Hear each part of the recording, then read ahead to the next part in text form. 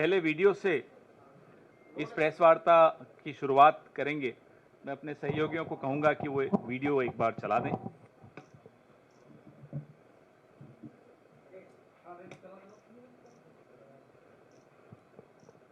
Volume. अब मैं अच्छी तरह जानता हूँ, तो इन पर थोड़ा सा दबाव डालो, थोड़ा सा धक्का मारो, डर के भाग जाते हैं। जैसे उधर से ट्रंप ने एक इशारा किया, फोन उठाया, कहा मोदी जी क्या कर रहे हो, नरेंद्र सरेंडर, और जी हजूर करके नरेंद्र मोदी जी ने ट्रंप के इशारे का पालन किया। आपको एक समय याद होगा जब फोन कॉल नहीं आया था, 7th फ्लीट आई थी, 71 की लड़ाई में 7th फ्लीट आई थी, हथियार आए थे, एयरक्राफ्ट कैरियर आया था। इंदिरा गांधी जी ने कहा मुझे कुछ जो करना है मैं करूंगी। ये फर्क है, इनका कैरेक्टर है। ये सारे के सारे ऐसे हैं।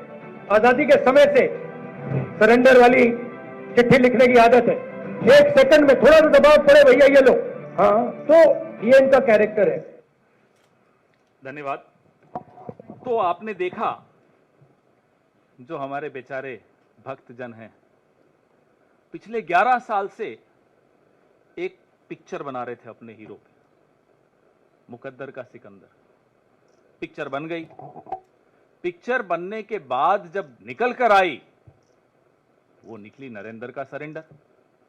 मुकद्दर का सिकंदर तो पता नहीं कहां गया।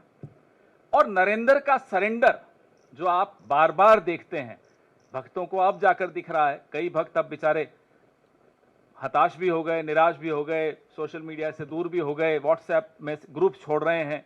हमें समझ में आता है उनका दर्द। देखिए, बहादुरी जो होती है ना, इंसान के चरित्र में होती है। उसका कोई इंजेक्शन नहीं होता, कोई दवाई का डोज ले लिया, बूस्टर शॉट ले लिया, ये सब नहीं चलता। बहादुरी तो अगर है तो है, नहीं है तो नहीं। तो ये भक्तों के सरेंडर में बहादुरी बिल्कुल नहीं दिखेगी।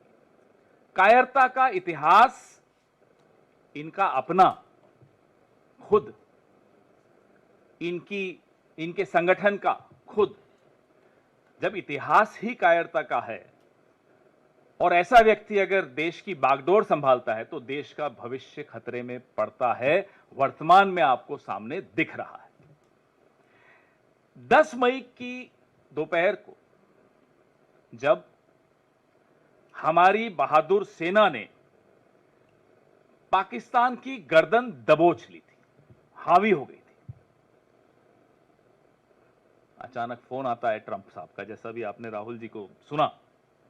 और फोन आकर बोला जाता है, नरेंद्र जी सरेंडर कर लीजिए। कड़क आवाज में बोला होगा, ये हमें पूरा भरोसा है। और यहां से भाई साहब जो हैं मिमियाते हुए सरेंडर कर गए।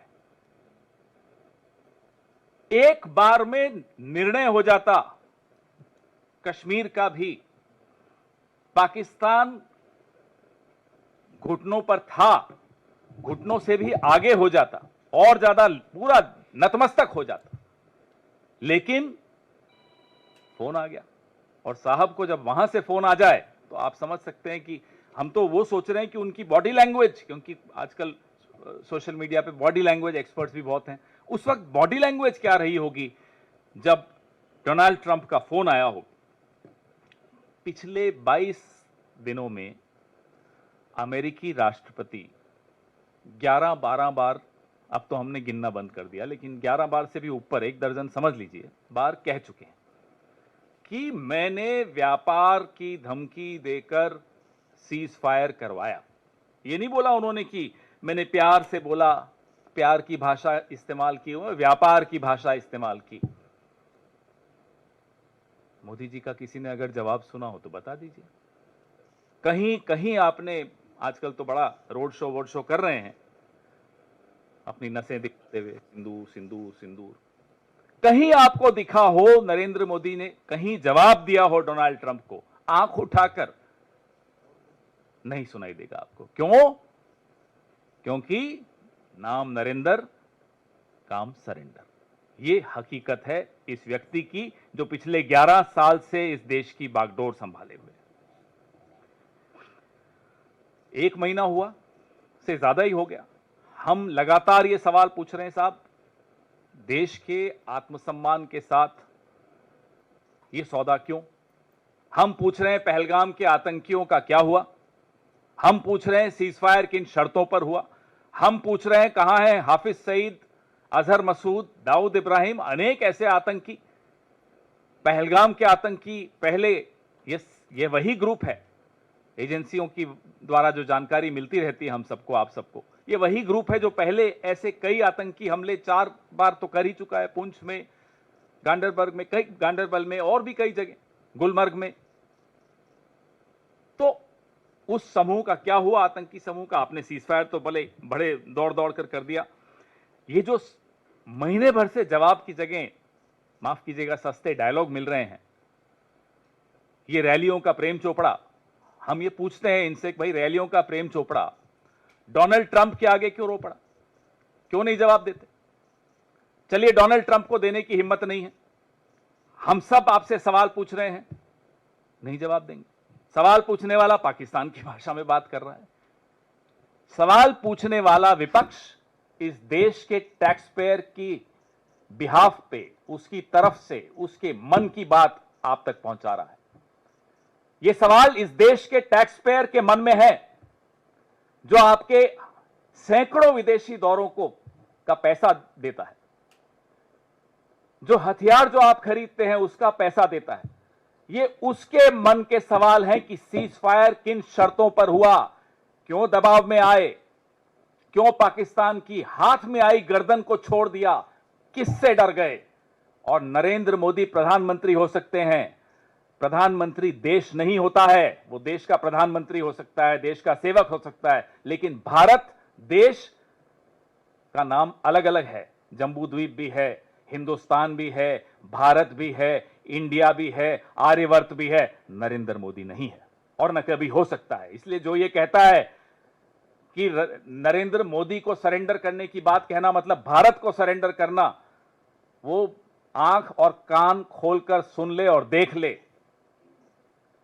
ये देश 140 करोड़ भारतवासियों का है, सबका उतना ही है जितना नरेंद्र मोदी का है।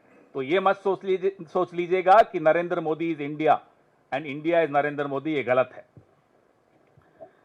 आप इनके 10 साल का कार्यकाल देख लीजिए, take a look at the 11 years of his tenure. हमेशा सरेंडर करते हुए दिखेंगे, बड़ी बड़ी बातें, काला धन सरेंडर, फिर बड़ी बड़ी बातें, बेरोजगारी खत्म कर देंगे सरेंडर, किसानों की आय दुगनी कर देंगे सरेंडर, चीन को लाल आंख दिखाएंगे। अब चीन पर तो क्या ही बताएं आपको, चीन के बारे में तो ये इनकी हालत हो जाती है कि मुंह खुलता नहीं है चीन के लिए, और जब मुंह खुलता है तो क्लीन चिट देते हैं। अभी पिछले हफ्ते चीन पर साहब बोल रहे थे, नाम नहीं लिया चीन का, चीन का नाम लेने में इतना डरते हैं कि अपने ही देश के एक बहुत बड़े भूभाग की बेइज्जती कर देते हैं, क्योंकि एक शब्द नहीं बोल पा रहे चीन। कहते हैं कि गणेश जी की आंखें छोटी होती हैं, खुल नहीं पाती। अरे साहब, इस देश का पूरा नॉर्थ ईस्ट में आंखें छोटी होती हैं, आप उन्हें चिढ़ा रहे हैं, आप उनका अपमान कर रहे हैं, गणेश जी का भी अपमान कर रहे हैं। बोलिए ना, चीन से बने हुए माल को नहीं लेना है। देश के प्रधानमंत्री की इतनी हिम्मत नहीं है कि चीन का नाम ले सके, कह रहे गणेश जी की आंखें छोटी होती हैं, खुलती नहीं है। अरे, और देश के प्रधानमंत्री क्या रैलियों में आह्वान करेंगे? स्वदेशी की मूवमेंट हमारी पार्टी ने कब चलाई थी? जब अंग्रेजों का राज था, तब हम नीतियां नहीं बना पाते थे, इसलिए हमने स्वदेशी का पूरा आह्वान किया, विदेशी माल जलाया गांधी जी के नेतृत्व में। इनकी पार्टी ने, इनकी जो विचारधारा वाले लोग हैं, इन्होंने नहीं किया। मैं कांग्रेस की बात कर रहा हूं। अब तो आप प्रधानमंत्री हैं, अब भी आप आह्वान कर रहे हैं, हिम्मत दिखाइए, नीति बनाइए, सरेंडर मत कीजिए, नरेंद्र बनिए, सरेंडर मत बनिए। नीति बनाइए कि साहब चीन का माल नहीं आएगा हिंदुस्तान में, तब तो हमको समझ में आएगा कि साहब आप में कुछ थोड़ा बहुत गुण है। हाँ, हमें पूरा भरोसा है कि है नहीं, क्योंकि अब तो 11 साल हो गए। बोलते हैं साहब ये नया भारत है, ये नया फलाना है, नया ढीमका है, नया ये है, नया सब कुछ तो नया है। अरे साहब, पुराना भारत वो था जो सातवें बेड़े से नहीं डरा, जिसने पाकिस्तान के 2 टुकड़े किए, जिसने निक्सन को नजरअंदाज किया, जिसको मनाने के लिए फिर निक्सन ने अपने स्पेशल एक दूत को भेजा, जो क्योंकि इंदिरा जी दिल्ली में नहीं थी, जॉन कॉनेली उस दूत का नाम था, ट्रेजरी सेक्रेटरी था अमेरिका का। इंदिरा जी दिल्ली में नहीं थी तो वो शिमला गया उनसे मिलने, क्योंकि निक्सन रूठे हुए भारत को मनाना चाहता था।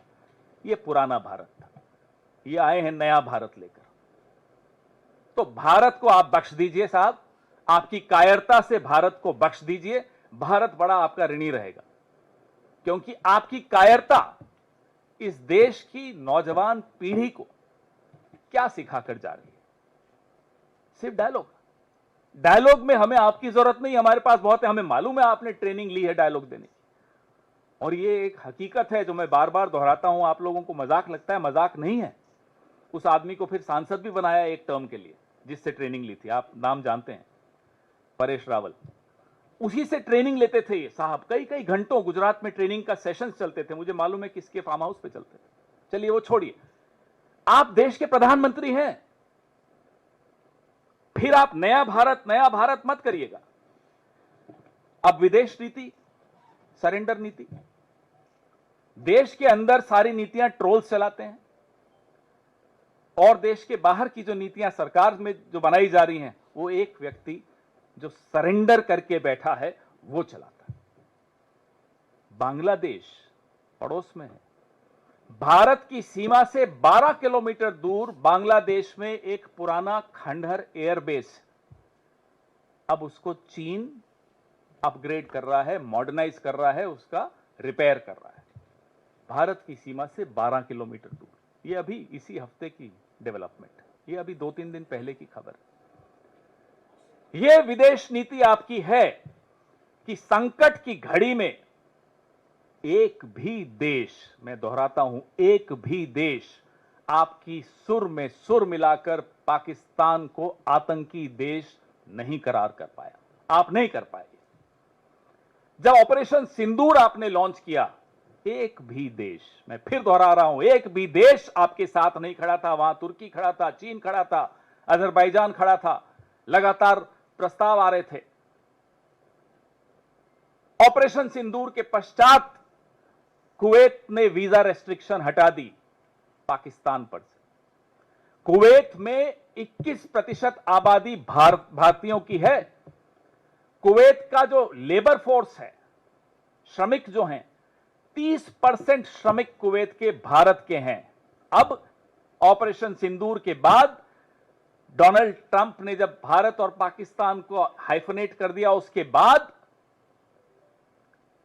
कुवैत और पाकिस्तान एमओयू साइन कर रहा है लेबर पे, श्रमिकों पे।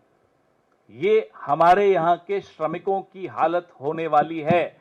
यह है सरेंडर नीति। इसीलिए कहते हैं नाम नरेंद्र, काम सरेंडर। हमें बोलने में अच्छा नहीं लगता है, देश के प्रधानमंत्री हैं, लेकिन अगर देश का प्रधानमंत्री कायर निकले, बहादुर सेना, बहादुर देश, पूरा विपक्ष आपके पीछे खड़ा था, आप घुटनों पर आ गए, अमेरिका के दबाव से आ गए। सेना हतप्रभ, देश हतप्रभ, विश्व हतप्रभ, विपक्ष हतप्रभ, मीडिया हैरान, लेकिन साहब सरेंडर। इसीलिए कहते हैं नाम नरेंद्र, काम सरेंडर। बांग्लादेश का मैंने आपको उदाहरण दिया, चीन का उदाहरण दिया। आप नेपाल में आप लोग पास में ही है, जाते भी होंगे, गए भी होंगे पिछले 2-3 साल में। टैक्सी वालों से बात करके देखिए, सरकार के किसी अफसर से बात करके देखिए, किसी भी पार्टी के नेता से बात करके देखिए। आप ही में से कई लोग मुझे भी आकर बताते हैं, मैं तो बहुत सालों से नहीं गया। जो एंटी इंडिया सेंटिमेंट है नेपाल में, 10 साल पहले नहीं था। नेपाल में जब इतना भारी भूकंप आया, और हमारे मोदी जी कहते हैं कि वो भूकंप की जानकारी उन्होंने नेपाल को दी थी। आने के बाद, मतलब उसके बाद भारत ने वहां बहुत सहायता की, लेकिन नेपाल आज चीन से इतना समीप आ चुका है। अब ये बताइए, सरेंडर नीति आपकी नहीं है तो क्या है? जो कॉरिडोर की बात हो रही है, लगातार जो पाकिस्तान के साथ, कई और देशों के साथ चीन मिलकर कॉरिडोर जो बना रहा है, आप क्या कर पाए उसका? आप आईएमएफ का लोन रुकवा पाए तो बताइए। अभी मैं आपको एक और बताता हूं, वो क्रिएटिव चलाइए। अभी कुछ दिन पहले का मैं आपको 1 जून का फोटो दिखाता हूं आपको, बड़ी इसमें, ये 1 जून को प्रधानमंत्री जी मिल रहे हैं Asian Development Bank mister Masato Kanda से। ये 1 जनवरी का, 1 जून का। 3 जून को एडीबी $800 मिलियन पाकिस्तान को दे रहा है। ये अभी कल की बात है। ये 1 जून फोटो देखिए, नतमस्तक हाथ जोड़कर बैठे हैं, और 3 जून को देखिए क्या हो रहा है। अब बताइए, नरेंद्र सरेंडर नहीं है तो क्या है? और ये फोटो देख करके आपको लगता है भारत ऐसा कभी कर सकता है? भारत का कोई और प्रधानमंत्री कभी ऐसा कर सकता है? नहीं कर सकता। ये स्थिति हमारे देश की एक कायर प्रधानमंत्री ने बना दी। आप के साथ एक और नवरत्न है आपके कैबिनेट में, क्या नाम है? पराजय शंकर। अब पराजय शंकर चुप हैं बहुत दिनों से। पराजय शंकर चुप इसलिए हैं कि बेचारों को बोला जाता है अभी आप जवाब दो, फिर जवाब देते हैं तो ट्रोल हो जाते हैं। ऐसा नाकारा विदेश मंत्री, भाई आप हो सकते हैं पराजय शंकर, ये देश कभी पराजित नहीं हो सकता। भले ही इसका विदेश मंत्री पराजय शंकर हो, भले ही प्रधानमंत्री कायर हो, ये देश ऐसे लोगों को फिर से बैरक में भेजना जानता है। इस देश की सेना मजबूत है, मैं फिर से दोहराता हूं, यह देश मजबूत है, लेकिन इस देश की सरकार कायर है, इस देश के प्रधानमंत्री कायर हैं, इस देश का कैबिनेट में इतनी हिम्मत नहीं है कि प्रधानमंत्री को बोल सके कि कायरता बंद कीजिए, जवाब दीजिए। हम इंतजार कर रहे हैं कि पूरी जो शाखाओं में ट्रेन होकर अब कैबिनेट में घुसे हैं, सब तो नहीं शाखाओं से ट्रेन हुए, कुछ हमारे यहां से भी उधार लेकर गए हैं, कोई तो बोलेगा, देखते हैं।